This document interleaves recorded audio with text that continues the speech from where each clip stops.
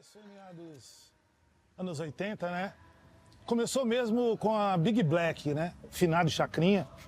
Foi um dos percussores também desse movimento, porque ele ajudou muito, que ele veio de São Paulo para cá, trazendo as novidades para nós, né? Que a gente não tinha acesso aos vinis da época, né? A gente não tinha o conhecimento, né?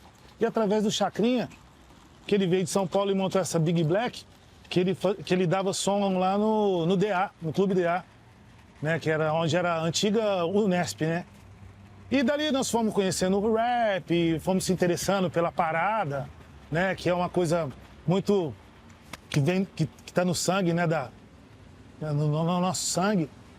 E dali começamos a fazer o movimento, migramos para cá, para o Leporace, né? E juntamente com o governo do estado e o CDHU na época, né? A Sandra e o Fanã, que foi um dos, né, idealizadores desse projeto hip hop, que quando a gente veio para o Leporace, que disponibilizavam a verba, né? Colocava palco, a gente era meio precário de equipamento ainda, a gente não tinha os toca-discos, era bem... Não era mais fundo de casa mesmo, ficava treinando ali, era aquela coisa de fita cassete, de música tocar na rádio, pra gente botar pra tocar e tal. Aí nós viemos pra cá, pro Leporace. O governo do estado, a ideia dele era tirar as crianças da rua, né? Com o movimento rap, porque não tinha entretenimento no bairro, o bairro era novo. Esse prédio ao lado aqui ainda era em construção, né? Não tinha moradores ainda. Aí foi onde a coisa foi fluindo. Aí trouxemos o movimento para cá, a gente fazia o rap aqui e tipo, reunia cerca de 300, 400 pessoas, né? Aqui nesse espaço aqui, para o pessoal ficar dançando. E o pessoal da skate, o pessoal da bicicross, entendeu? O pessoal que andava de bike. Então era uma coisa muito bacana nessa época, né? E quando nós chegamos aqui no polo esportivo para fazer o rap, foi uma coisa muito bacana que, tipo, impactou, né? Era um negócio, o bairro não tinha nada, então o pessoal saía de casa e vinha todo mundo pra cá, cara. E a gente reunia aqui, e é onde a gente fazia o hip hop aqui, com os grupos de rap. Na época tinha vários grupos, né? Se eu me recordar aqui, tinha o Rap Boys, tinha o Visão Consciente, né? O Jeff Maia, o Luiz Carlos, o DJ Nobre, rapaziada que fazia o rap também. Aí depois, mais pra frente, as coisas foram evoluindo, aí veio o Elias Black. Veio também eu não vou lembrar o nome agora, o Molusco, lembrei. Molusco também, que já vem pra frente. Mas era muito bom, cara, o espaço aqui era maravilhoso, onde a gente fazia o rap. Na época eu era DJ, eu ia pra São Paulo comprar os vinis, né? Pra gente tocar, e até o Racionais, na época, tava uma explosão tremenda, né? Com o Pânico na Zona Sul, Tempos Difíceis, né? Aquele disco, o Holocausto Urbano. E foi onde também que deu aquele ápice, né? Aquele ápice na gente de tocar o rap, né? A batida, aquelas coisas que eram produzidas nos estúdios, né? De KLJ, DJ1. A gente tocava aqui e a molecada vibrava com isso. Era muito bacana. Ah, sim, legal. E com qual frequência acontecia assim, esses encontros, esse rolê aí? Então, esse rolê acontecia geralmente aos finais de semana, era mais no domingo. Era uma vez por mês, aí o negócio foi se perpetuando, foi ficando tão bacana, nós chegamos a fazer todos os finais de semana, né? Porque o pessoal falou, que dia que vai ter um movimento lá?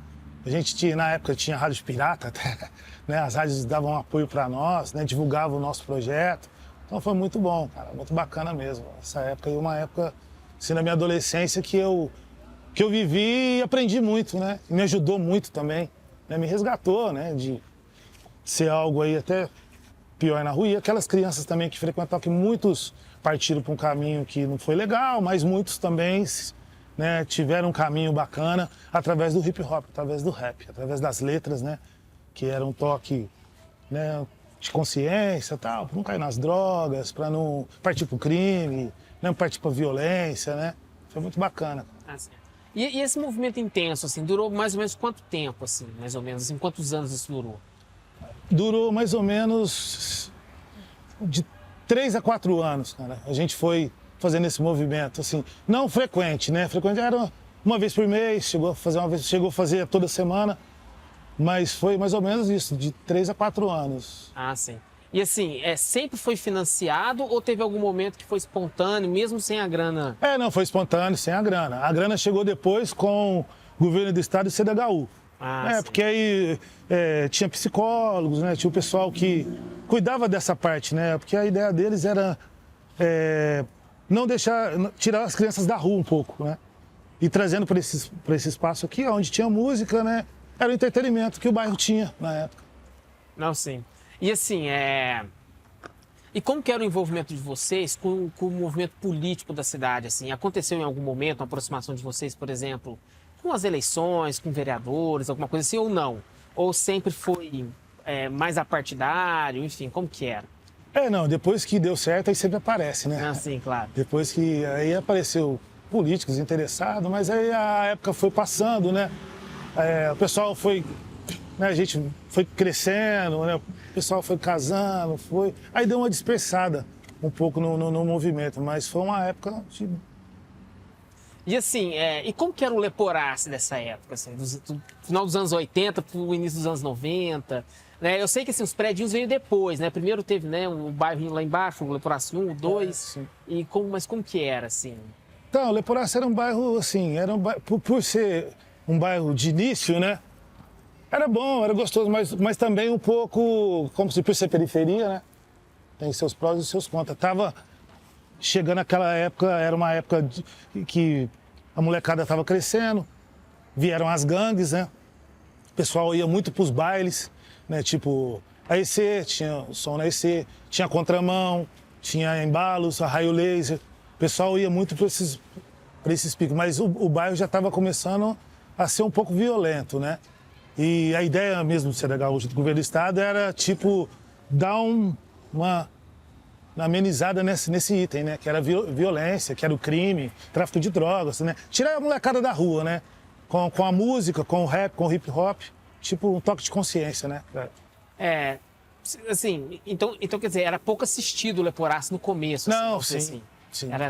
Tinha pouco poder público presente nesse momento. Sim, não, assim, poder público era nil, né? Era bem pouco mesmo. O pessoal não dava uma importância, não. Com esse movimento, foi despertando, né, interesse de políticos, né? O pessoal foi se achegando. Mas nada para melhorar também, né? Porque eles poderiam realmente melhorar o nosso espaço. Nosso equipamento era precário, a gente não tinha toca-disco. Muitas vezes tocava numa vitrola lá e tal, e se eles quisessem melhorar, tinha como, politicamente falando, né? Porque verba eles tinham, né, para nos ajudar, mas era difícil, cara. Foi bem precário mesmo o nosso começo aqui.